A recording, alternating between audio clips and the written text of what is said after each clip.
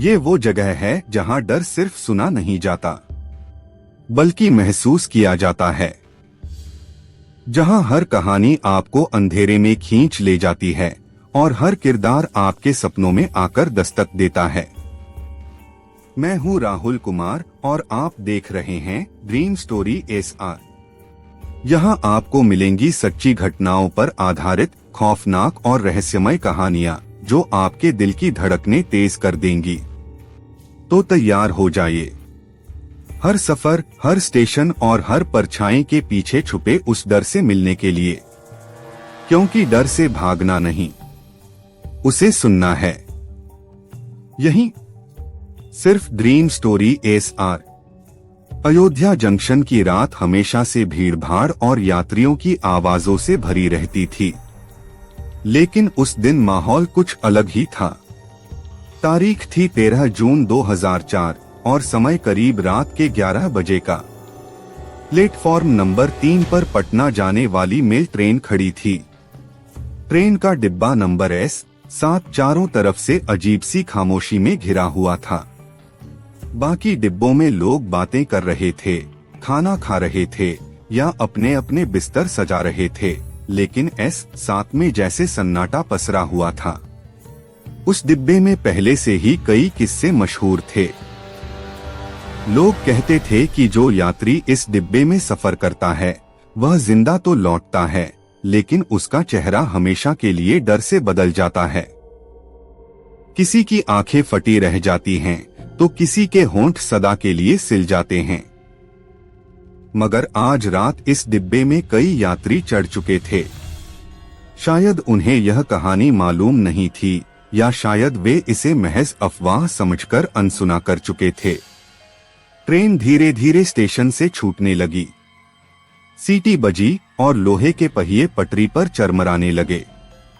अंधेरे आसमान में बादल छाए हुए थे, बिजली चमक रही थी और हवाओं में नमी के साथ अजीब सी गंध थी, जैसे किसी पुराने सीलन भरे तहखाने का दरवाजा खुला हो। S7 डिब्बे के अंदर बैठे यात्रियों में से एक बुजुर्ग आदमी थे, राम प्रसाद। वह हर हफ्ते अयोध्या से पटना अपने बेटे के पास जाते थे। उन्होंने खिड़की से बाहर झांकते हुए धीमी आवाज में कहा, आज कुछ अजीब लग रहा है। उनके सामने बैठे कॉलेज के 2 लड़के हंसने लगे। बाबा, आपको तो हमेशा डर लगता है। तभी अचानक लाइट हल्की सी टिमटिमाई और एक ठंडी हवा का झोंका पूरे डिब्बे में फैल गया, जैसे किसी ने सभी खिड़कियों को एक साथ खोल दिया हो। लेकिन हैरानी की बात यह थी कि खिड़कियां बंद ही थीं। एक महिला यात्री जो अपनी छोटी बच्ची के साथ यात्रा कर रही थी, घबराकर बोली, ये कैसी हवा है? खिड़कियां तो बंद हैं। बच्ची अपनी मां की गोद में छटपटाने लगी। उसकी आंखें बड़ी बड़ी हो गईं और वह लगातार रोए जा रही थी। महिला ने उसे चुप कराने की कोशिश की, मगर बच्ची चुप नहीं हुई। ट्रेन आगे बढ़ती रही और रात और गहरी होती गई। घड़ी ने 12 बजाए और तभी S7 डिब्बे के पिछले हिस्से से अजीब सी खटखटाहट सुनाई दी, जैसे कोई भारी जंजीर घसीट रहा हो। आवाज इतनी धीमी थी कि पहले किसी ने ध्यान नहीं दिया, लेकिन धीरे धीरे वह आवाज बढ़ने लगी। सबने एक दूसरे की तरफ देखा। बुजुर्ग राम प्रसाद की आंखें चौड़ी हो गईं। उन्होंने कांपती आवाज में कहा, ये वही आवाज है, मैंने सुनी है पहले भी। सभी यात्रियों ने एक साथ पूछा, कौन सी आवाज? राम प्रसाद ने कांपते हाथों से अपनी लाठी पकड़ी और बोले, ये इसी डिब्बे की आवाज है। कहते हैं इस S7 में कई साल पहले एक पूरी फैमिली जिंदा जल गई थी। आधी रात को उनकी चीखें और जंजीरों की खड़खड़ाहट गूंजती है। उनकी बात सुनकर सबके चेहरे सफेद पड़ गए। उसी समय अचानक पीछे के कंपार्टमेंट से दरवाजा जोर से बंद होने की आवाज आई, धड़ाम। सब चौंक गए। महिला यात्री ने अपनी बच्ची को और कसकर सीने से लगा लिया। 2 कॉलेज लड़के बहादुरी दिखाने के लिए उठे और दरवाजे की तरफ बढ़े। जैसे ही उन्होंने दरवाजा खोला, सामने अंधेरा ही अंधेरा था, मगर उसी अंधेरे में उन्हें किसी के सांस लेने की आवाज आई।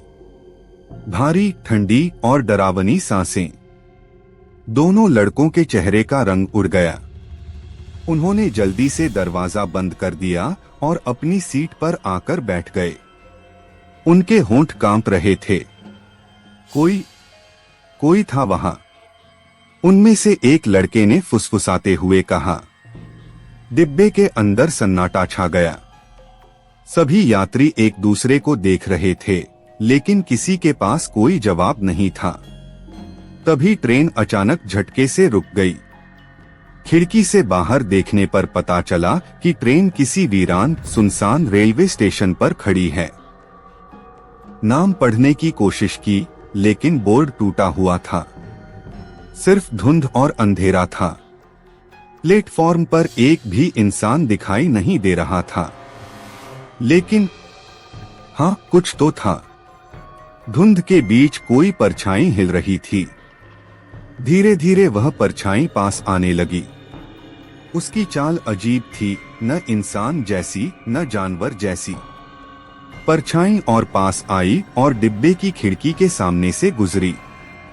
उस पल सभी ने देखा।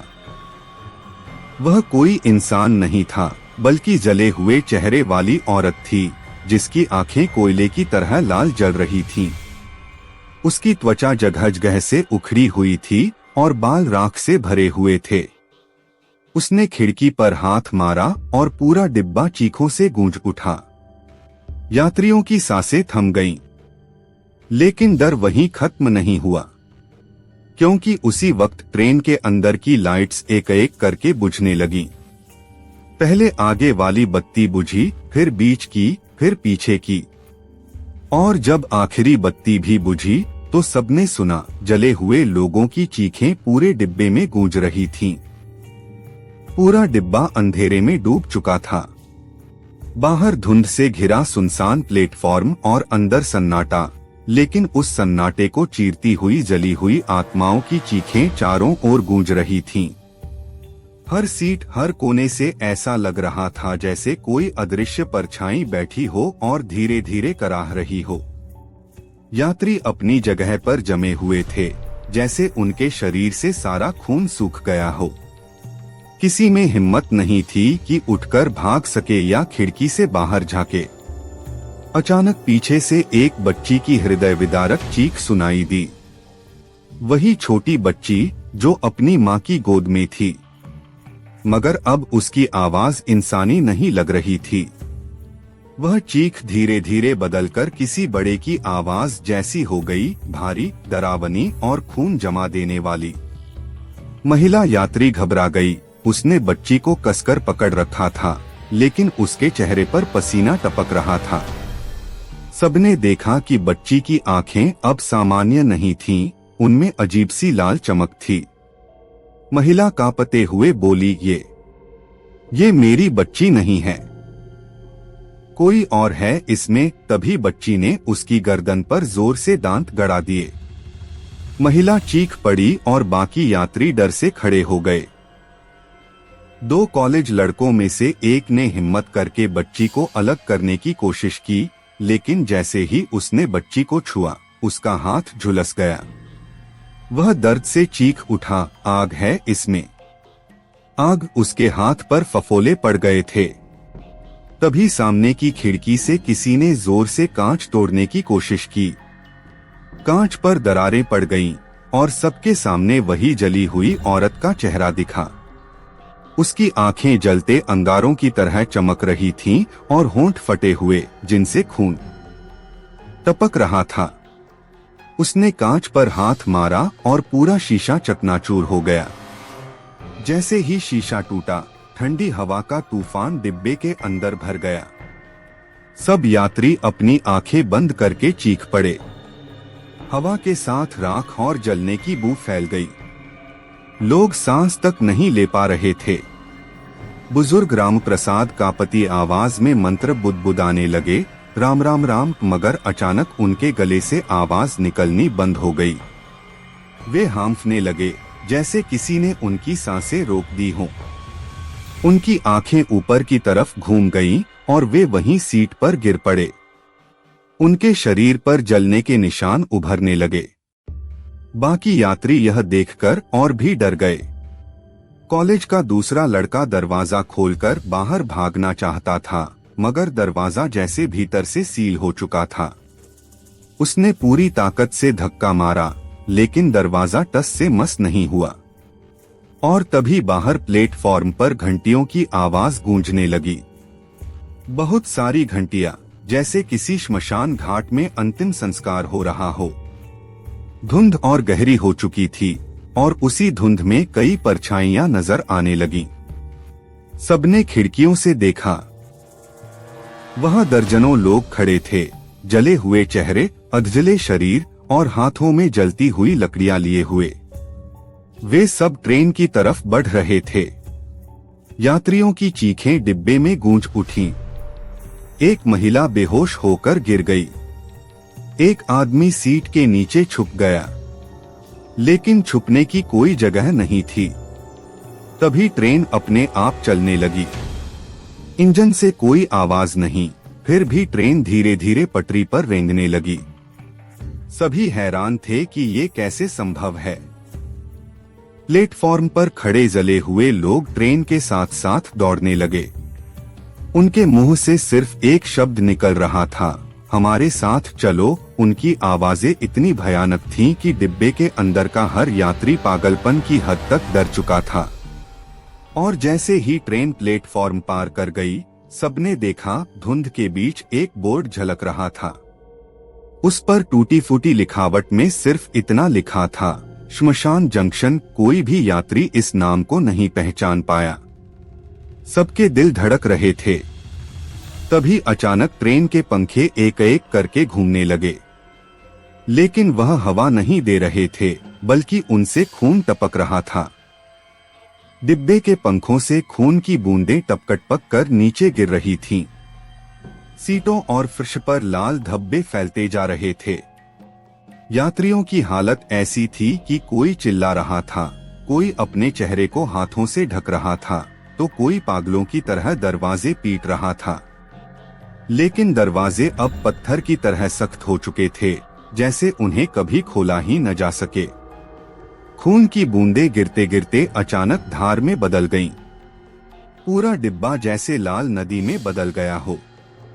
यात्री अपने पैरों को ऊपर करके सीट पर चढ़ गए। महिला यात्री, जिसकी बच्ची अब किसी और रूप में बदल चुकी थी, चीख चीख कर मदद मांग रही थी। लेकिन बच्ची के चेहरे पर ऐसी मुस्कान थी जिसे देखकर रूह कांप जाए। उसकी आंखें अब पूरी तरह अंगारों जैसी लाल हो चुकी थीं। वह हंस रही थी और खून की नदी में अपने छोटे छोटे हाथ डुबो रही थी। तभी डिब्बे की छत पर किसी के भारी कदमों की आवाज गूंजी। ठक ठक ठक।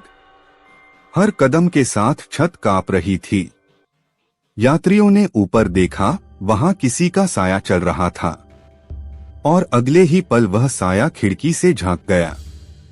सबने देखा वह वही औरत थी जिसका जला हुआ चेहरा पहले नजर आया था, लेकिन अब उसके साथ कई और थे और हर चेहरे पर दर्द और गुस्से की लकीरें थीं। खिड़कियों से दर्जनों जली हुई आत्माएं झांक रही थीं।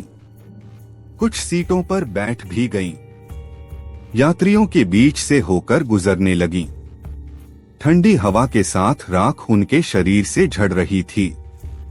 एक आदमी कांपते हुए बुदबुदाया, ये इंसान नहीं हैं। ये सब मरे हुए लोग हैं। तभी सामने बैठा एक नौजवान, जो लगातार चुप था, अचानक खड़ा हुआ। उसकी आंखें डरी हुई नहीं थीं, बल्कि गुस्से में भरी हुई थीं। उसने जोर से कहा, तुम सब वही हो ना, जिनका नाम इस डिब्बे से जुड़ा है। सुना था, लेकिन यकीन नहीं किया। अब सच सामने है। सब यात्री उसे देखने लगे। कौन सी बात? किसी ने कांपते हुए पूछा। नौजवान ने ठंडी सांस ली और बोला, सालों पहले इस S7 डिब्बे में आग लगी थी। आग लगने की वजह थी कुछ लोभी टीटी और अधिकारियों की करतूत। उन्होंने पूरी फैमिली को सीट दिलाने के नाम पर यहाँ बिठा दिया था, जबकि इस डिब्बे में शॉर्ट सर्किट की शिकायत पहले से थी। और जैसे ही ट्रेन चली, अचानक आग लगी और पूरी फैमिली इसी में जल गई। किसी ने दरवाजे नहीं खोले, किसी ने मदद नहीं की। चीखते चिल्लाते सब राख हो गए। तभी से ये कोच खौफनाक हो गया। उसकी बात सुनते ही अचानक सभी आत्माएं एक साथ चीख उठीं। डिब्बे की खिड़कियां अपने आप खुल गईं और बाहर काली आंधी अंदर भरने लगी। यात्री सीटों से चिपक गए, जैसे हवा उन्हें बाहर खींच रही हो। महिला यात्री ने अपनी बच्ची को कसकर पकड़ लिया, लेकिन बच्ची अब उसके हाथ से छूटकर खड़ी हो गई। उसके छोटे छोटे होठों से वही भारी आवाज गूंजी, हमारा बदला अधूरा है। यह सुनकर बुजुर्ग रामप्रसाद, जो पहले बेहोश पड़े थे, अचानक उठ बैठे।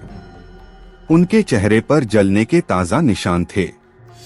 उन्होंने कांपते हाथ से आसमान की तरफ देखा और चीखते हुए बोले, ये हमें छोड़ेंगे नहीं, कोई नहीं बचेगा। और अगले ही पल उनकी गर्दन पीछे की ओर मुड़ गई और उनकी सांसें हमेशा के लिए थम गईं। यात्रियों के गले से एक साथ चीख निकल पड़ी।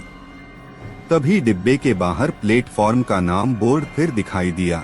इस बार उस पर साफ लिखा था, ब्रिस्तान हॉल्ट। लेकिन हैरानी की बात यह थी कि ऐसा कोई स्टेशन भारत के नक्शे में कहीं था ही नहीं। ट्रेन जैसे मौत के अड्डे की ओर जा रही थी। और तभी लाइट्स दोबारा जल उठीं। लेकिन इस बार यात्रियों ने जो देखा उसकी कल्पना तक नहीं की थी। हर यात्री की सीट पर अब दो दो लोग बैठे थे, एक असली और एक उसका जला हुआ हमशक्ल। डिब्बे की हर सीट पर दो दो लोग बैठे थे। सामने असली यात्री और उसके ठीक बगल में उसका ही जला हुआ हमशक्ल। असली चेहरे सफेद और डरे हुए थे, जबकि जले हुए हमशक्लों के चेहरों पर खौफनाक मुस्कान थी। उनकी आंखें अंगारों की तरह चमक रही थीं। यात्रियों के शरीर से पसीना बह रहा था, कोई चीख रहा था, कोई बेहोश हो रहा था और कोई खुद को थप्पड़ मारकर समझाने की कोशिश कर रहा था कि यह सपना है। लेकिन यह सपना नहीं था, यह खौफनाक हकीकत थी। अचानक एक ठंडी, कंपा देने वाली आवाज पूरे डिब्बे में गूंजी, ये सफर तुम्हारा आखिरी सफर है। सभी ने देखा, डिब्बे के बीचों बीच वही औरत खड़ी थी, जला हुआ चेहरा, उखड़ी हुई त्वचा, लाल आंखें। उसके चारों तरफ धुंध का गोल घेरा था। उसके आते ही सारे हमशक्ल धीरे धीरे गायब होने लगे, लेकिन उनकी जगह डिब्बे में आग की लपटें उठने लगीं। सीटें जलने लगीं, पर्दे जलने लगे और खून से भरे पंखों से अब राख झर रही थी। महिला यात्री, जिसकी बच्ची अब पूरी तरह से भूतिया रूप ले चुकी थी, घुटनों पर बैठ गई और चिल्लाई, मेरी बच्ची मुझे लौटा दो, भगवान के लिए उसे लौटा दो। लेकिन बच्ची ने हंसते हुए कहा, मैं कभी तुम्हारी थी ही नहीं। और अगले ही पल वह धुएं में बदलकर गायब हो गई। महिला वहीं फर्श पर गिरकर तड़पती रही। दो कॉलेज के लड़के हिम्मत जुटाकर भागने की कोशिश करने लगे। उन्होंने इस बरदस्ती दरवाजा धक्का दिया। इस बार दरवाजा खुल गया, लेकिन बाहर पटरी पर उन्होंने जो देखा वह और भी भयावह था। ट्रेन किसी असली पटरी पर नहीं थी। पटरी अब कब्रों की कतार पर बनी हुई थी। हर पटरी की नींव में इंसानों की खोपड़ियां जमी हुई थीं। ट्रेन उसी पर दौड़ रही थी। दोनों लड़के चीखते हुए पीछे हट गए।